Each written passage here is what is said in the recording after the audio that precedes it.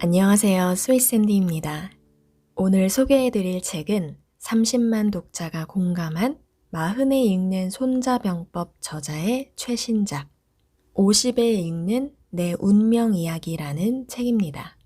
이 책은 그리스 신화에 나오는 우리에게 잘 알려진 캐릭터들을 명리학의 관점에서 그들이 왜 그렇게 살아갔는지에 대한 해석을 재미있게 풀어놓은 이야기입니다. 예를 들어서 프로메테우스, 아가멤논, 엘렉트라, 오이디푸스, 그들이 왜 그런 삶을 선택했는지 나오는데요. 여기서 사주팔자라는 개념에 대해 오해하시면 안 되는 부분이 있습니다. 사주팔자라는 건 예전에 모 영화에서 나온 대사처럼 내가 왕이 될 상인가 이런 걸 알려주는 수단은 아니라고 합니다.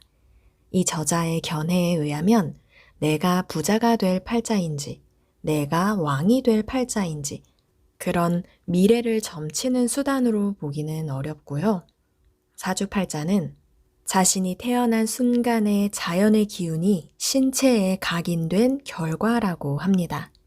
쉽게 말해서 마치 동물이나 식물들을 보면 계절에 따라 특성이 다르고 그 계절에 따라 열매를 맺거나 새싹이 돋거나 그렇게 각자 다 다른 과정을 거치잖아요. 그리고 과일만 해도 어떤 해에는 홍수가 나서 과일이 못 쓰게 되기도 하고 어떤 해에는 일조량도 풍부하고 비도 적당히 잘 내려서 너무 맛있는 과일이 되기도 하고 또 어떤 해에는 비가 너무 안 와서 열매가 충분히 자라지 못하는 경우도 있는데요. 이렇게 우리도 자연의 일부로 생각을 해서 그 해에 태어난 사람, 그 계절에 태어난 사람, 그 시간대에 태어난 사람들의 확률적으로 타고난 성격 또는 타고난 기질을 알려주는 도구로 사주팔자를 활용하는 것이 바람직하다고 합니다. 요즘에 MBTI 성격 검사랑 좀 비슷하다고 생각하시면 될 것 같아요. 몇 년 전부터 MBTI 성격 검사가 굉장히 크게 이슈가 됐죠. 저는 한 10몇 년 전에 대학교 4학년 때 취업 관련 무슨 강의를 들었는데 그때 MBTI 검사를 처음으로 했었던 기억이 납니다. 그때만 해도 그렇게 MBTI라는 게 인지도가 높지 않았었는데요. 요즘에는 본인의 MBTI를 다들 알고 계시더라고요. 그리고 그게 자신을 표현하는 하나의 도구가 되기도 하고요. 저도 친구들 만나면 이제는 너 MBTI 뭐야? 이것부터 물어보게 되더라고요. 그리고 요즘 MZ 세대들은 소개팅을 할 때도 MBTI를 먼저 물어본다고 해요. 그런 게 너무 재밌죠. 저희 때는 막 혈액형으로 그 사람을 먼저 어느 정도 예상을 했던 것 같은데, 요즘에는 그런 거를 MBTI로 어느 정도, 이런 사람은 이런 성향을 가지고 있겠구나, 라고 어느 정도 예상을 하면서 사람을 만나고 친구를 사귀고 그렇게 되는 것 같아요. 저는 MBTI가 ENFP, NFP로 나왔어요. 십몇 년 전에도 그리고 최근에 했던 것도 검사 결과가 똑같아요. 제가 그래서 이 MBTI 검사에 대해서 설명 써놓은 게 너무 재밌어서 막 이것저것 찾아봤는데 ENFP, NFP 유형을 가진 사람들 중에 유튜버가 되게 많다고 하더라고요. 그래서 그런 성향 때문에 나도 지금 유튜브를 운영하고 있나? 그런 생각도 들고 그리고 제 친구들도 유튜브라는 걸 운영하고 있는 저를 굉장히 신기해하고 또 조용히 곁에서 응원을 해주고 있어요. 제 친구들은 대부분 직장을 다니기 때문에 저희 때만 해도 이렇게 유튜버라는 어떤 프리랜서 같은 느낌의 새로운 직업을 생각해보고 자란 적이 없는 세대이다 보니까 저는 주부로서 집에서 할 수 있는 일을 찾고 또 사람들에게 뭔가 도움이 되고 싶은 생각을 하다가 그럼 사람들한테 책을 좀 읽어주고 내 생각을 좀 전달을 해보자. 이런 생각이 시작한 거지 뭐 대단한 인플루언서가 된다거나 이렇게까지의 생각은 없는데 어쨌든 이렇게 유튜브를 운영하는 것 자체만으로도 주변에서는 굉장히 신기하게 저를 바라보더라고요. 어쨌든 이렇게 사주팔자도 MBTI처럼 타고난 성격과 기질을 설명해 주기 때문에 상대방을 이해하는 데에는 도움이 좀 되는 것 같아요. 자신의 배우자든 부모든 자식이든 친구든 이 사주팔자를 알고 나면 이 사람이 타고난 기질이 그런 기질이라서 이럴 때 이렇게 행동하는구나. 뭐 예를 들어서 그래서 조금 조심성이 많구나. 아니면 그래서 저렇게 추진력이 강하구나. 뭐 이렇게 이해의 폭이 넓어질 수 있어요.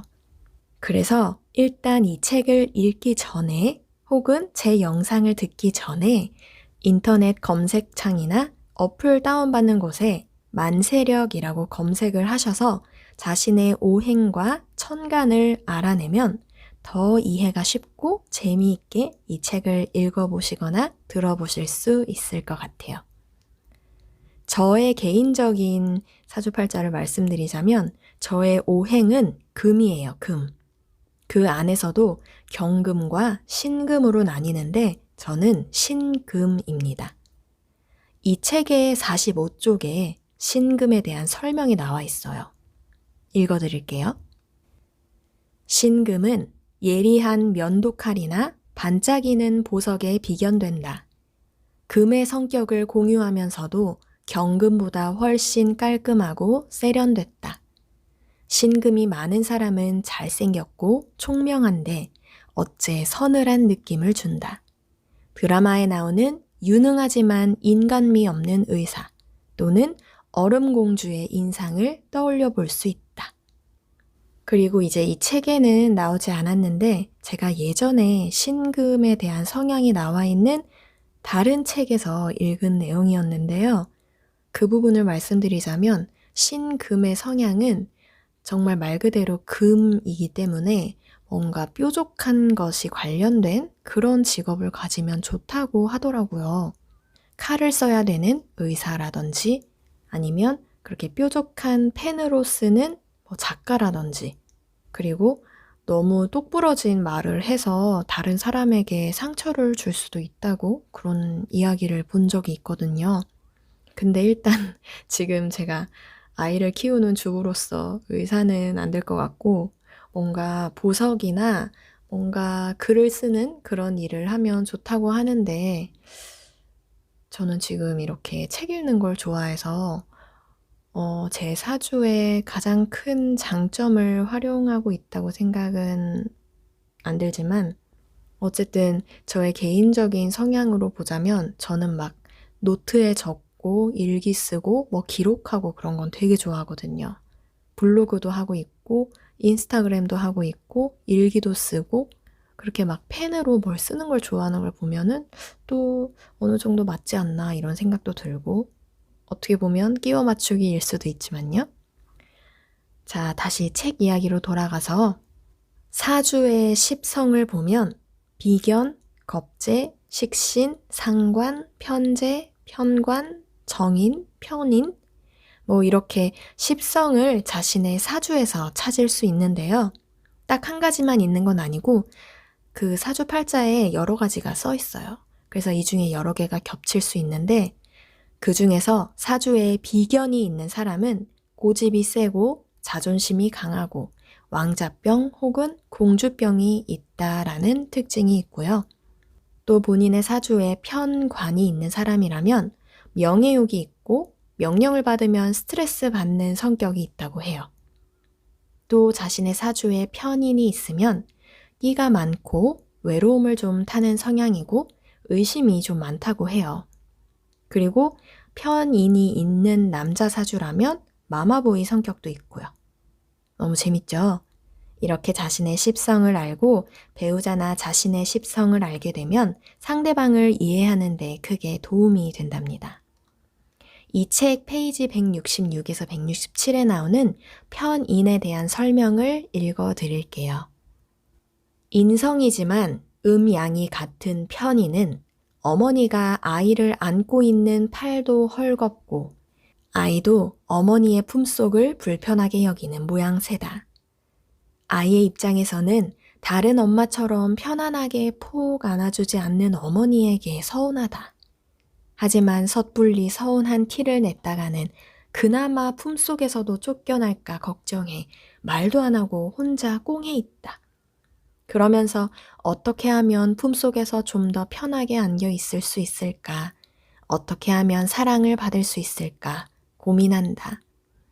어머니 품속에서도 외로움을 느끼면서 일간 바로 밑에 편인이 있으면 특별히 효신살이라고 이름 붙인다.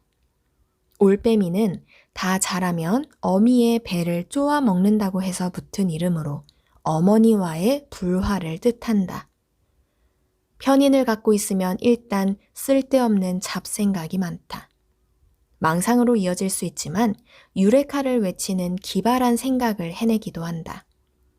행동은 안 하고 생각만 하는 경향이 있어서 그 생각은 집념이 되어 특별한 성취를 이뤄내기도 한다. 하지만 그 집념이 집착으로 이어지기도 한다. 7년째 아버지의 죽음에 집착하느라 현실을 도외시하는 엘렉트라가 딱 그 모양이다. 일반적으로 편인은 외로움이 싫어서 예쁨을 받으려고 노력하고 예쁨을 받는 법을 안다. 다른 사람의 마음을 읽을 줄 알고 끼와 재주로 다른 사람을 기쁘게 할 줄도 안다. 다만 몸을 움직이길 싫어하기 때문에 게으르다는 평판을 듣기 쉽고 무슨 일을 벌이더라도 용두사미로 끝나고는 한다.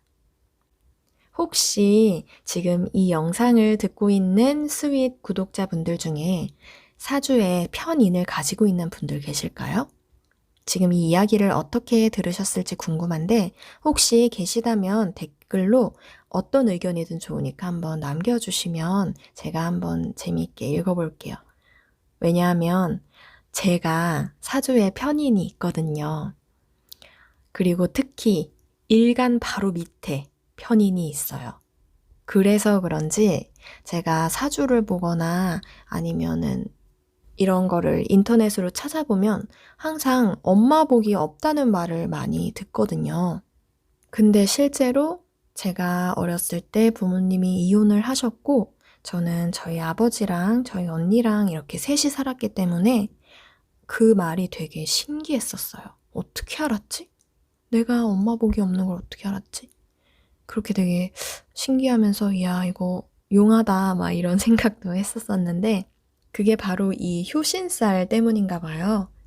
그래서 저는 지금도 엄마와 종종 불화를 겪고 있고 물론 많은 딸들이 엄마들이랑 그렇게 막 엄청 친근하게 지낸다기보다는 많이 다투고 싸우기도 하는데 확실히 저는 제가 제 친구들, 친정 엄마들 이렇게 이야기를 들어보면 아, 내가 많이 못 받고 살았구나 이런 생각이 들거든요. 물론 저희 엄마는 저를 막 이쁘게 키웠다고 말씀은 하셨지만 뭔가 조금 더 엄마의 품이 그리웠는데 그게 충족되지 않았다는 느낌이 되게 강했어요. 예를 들어서 제가 아이를 출산했을 때도 엄마가 너무 그리웠는데 엄마는 100일 후에 아이를 보러 온다거나 아니면 제가 임신했을 때 한 번이라도 뭔가 저한테 뭐 먹고 싶은 건 없는지, 뭐 몸은 괜찮은지 그런 거를 물어봐 주기를 기대했었는데 근데 저희 친정엄마는 애는 너 혼자 낳니? 이러면서 되게 관심이 없고 제 그 당시에 호르몬 때문인지 몰라도 진짜 저한테는 큰 상처였거든요. 아니면 제가 어렸을 때부터 엄마가 워낙 친구분들도 좋아하고 외부에서의 생활을 좋아하셨기 때문에 집에서의 큰 관심을 받지 못했고 그런 것들이 항상 허기져 있었는데 그게 바로 저의 사주팔자에 편인이 있어서 그런 건가 뭐 이런 생각도 한번 해봅니다. 어쨌든 제가 오늘 책은 딱 여기까지만 소개를 해드리도록 하고요. 여러분들의 사주팔자는 모두 다 다르고 다양하고 좋은 사주도 없고 나쁜 사주도 없어요. 누군가에게는 이런 장점이 있지만 이런 어려움이 있으니 이거를 알고 미리 준비해라. 이런 생각으로 이 책을 읽으면서 미래를 조금 더 평온하고 편안하게 보낼 수 있는 방법을 좀 알아가시면 어떨까 하는 생각에 이 책을 소개하게 되었습니다. 이렇게 자신의 사주를 보면서 타고난 기질을 이해하고 삶을 살아가는 데에 좀 더 나의 타고난 것들을 활용하고 싶은 분들은 이 책 한번 읽어보시기 바라고요. 오늘 영상도 끝까지 잘 들어주셔서 감사합니다. 좋은 하루 되시길 바라고요. 만약에 밤에 듣고 계신 분들이 계시다면 좋은 저녁 되시길 바랄게요. 감사합니다.